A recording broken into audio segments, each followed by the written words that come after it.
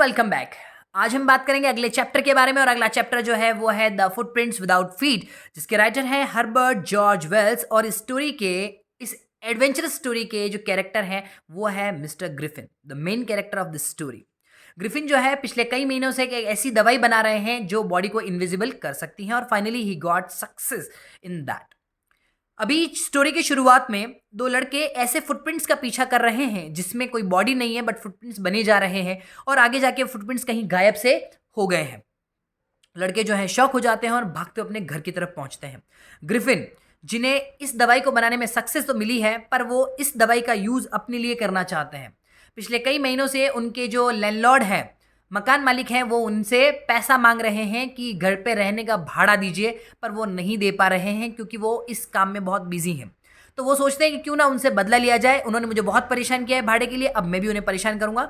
वो उस घर पे पहुंचते हैं, उन्हें परेशान करते हैं और उस पूरे घर में आग लगा देते हैं और वहां से भाग निकलते हैं क्योंकि उन्होंने सारे कपड़े उतार लिए हैं और कपड़े उतारने के बाद पूरी बॉडी इनविजिबल हो चुकी है। पर सीज़न जो है वो ठंड का सीज़न है और बहुत भयंकर ठंड है, तो बिना कपड़ों के रहना पॉसिबल नहीं है। तो शाम होते होते वो एक डिपार्टमेंट स्टोर में घुस जाते हैं और डिपार्टमेंट स्टोर के जो लोग हैं वहाँ पर ताला लगा के जा चुके हैं। अंदर घुसने के बाद सबसे पहले वो कपड़े अपने लिए ढूंढ लेते हैं और उन कपड़ों को पहन लेते हैं ताकि उन्हें ठंड ना लगे, और फिर खाने का सामान ढूंढते हैं और साथ ही साथ उन्हें एक वाइन की बोतल मिल जाती है, तो पी के पास में पड़ी रजाइयों पर सो जाते हैं। और सुबह जब तक कोई आ ना जाता, या फिर यूं कहें कि वो जो डिपार्टमेंट स्टोर के लोग एंटर हो जाते हैं और उन्हें पता चल जाता है कि वहां पर कुछ लोग सोए हुए हैं, कुछ लोग तो नहीं, मिस्टर ग्रिफिन सोए हुए हैं, और उन्हें उठाते हैं और ग्रिफिन वहां से भागने की कोशिश करते हैं। ग्रिफिन के भागने की तैयारी हो चुकी है और वापिस वो अपने सारे कपड़े उतार लेते हैं और वहां से भागना शुरू कर लेते हैं।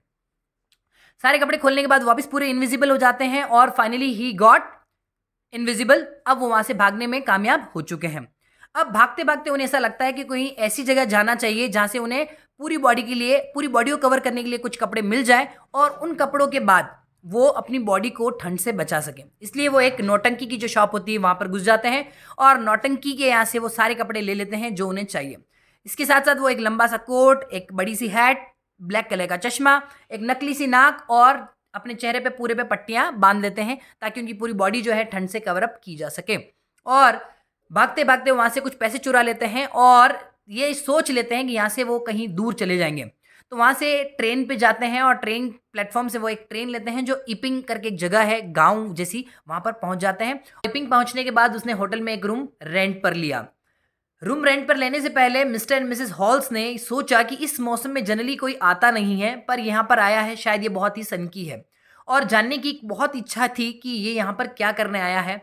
पर एडवांस पैसा मिलने की वजह से उन्होंने उनसे ऐसा कोई क्वेश्चन किया ही नहीं। पर मिसेस हॉल्स ये जानने के लिए बहुत क्यूरियस थी कि ये यहाँ पर क्यों आया है। और ग्रिफिन ने दूसरे ही मोमेंट पे उनसे ये कहा कि प्लीज़ मुझे डिस्टर्ब ना किया जाए, मैं अपने एक्सपेरिमेंट्स में काफ़ी बिजी हूँ। देखते ही देखते कुछ दिनों में उसके पैसे खत्म हो गए और ग्रिफिन ने अब झूठ कहा कि कुछ ही दिनों में मेरा एक चेक आने वाला है और मैं आपको आगे का रेंट पे कर दूंगा। अगले ही दिन अर्ली मॉर्निंग ग्रिफिन एक चोरी करने के लिए पास के पादरी के घर पहुंचा और उसके ड्राइंग रूम में चोरी करने की कोशिश कर ही रहा था। और तभी इसकी आवाज़ से पादरी उठ गया और उसने दरवाज़ा खोलकर देखा कि ड्रॉर खुला हुआ है और ड्रॉर में एक भी पैसा नहीं है। और उसने आसपास पर्दे के पीछे, ड्रॉर के नीचे सब तरफ देखा पर उन्हें कोई नज़र नहीं आया। और उसी मॉर्निंग में मिस्टर एंड मिसेस हॉल्स जो है उन्होंने भी ग्रिफिन के रूम का दरवाज़ा खुला देखा। तो उन्होंने आगे पीछे देखा कि ग्रिफिन वहाँ क्यों नहीं है, और रूम के अंदर एंटर करने के बाद उन्होंने देखा कि वहाँ पर कुछ कपड़े बिखरे हुए हैं जिसमें उसका कोट और उसकी पट्टियाँ और नकली नाक पड़ी हुई थी।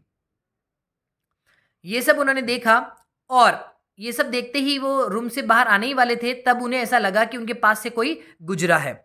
और इतने में एक चेयर एकदम हवा में हुई और उनकी तरफ आने लगी, तो वो एकदम से डर गए। उन्होंने लगा कि इसमें किसी न किसी भूत प्रेत का हाथ है और वहां से भाग गया और रूम एकदम से लॉक हो गया।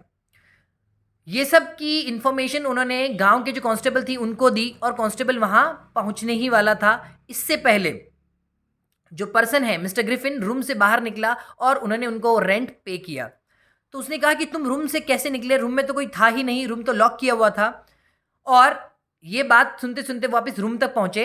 अब जब वो रूम में पहुंचे तो ग्रिफिन जो था उससे पूछा कि तुम यहाँ पर कैसे आए, तो ग्रिफिन जो है वो अपना आपा खो बैठा और उन्होंने कहा कि तुम्हें बहुत जानने की इच्छा है ना, तो लो जानो। और उसने अपने सिर से पट्टी निकाल ली। अब उसका चेहरा नहीं था। ये देख के लोग काफ़ी शॉक हो गए और बिना चेहरे वाले आदमी को, बिना धड़ वाले आदमी को देखना बहुत ही शॉकिंग था।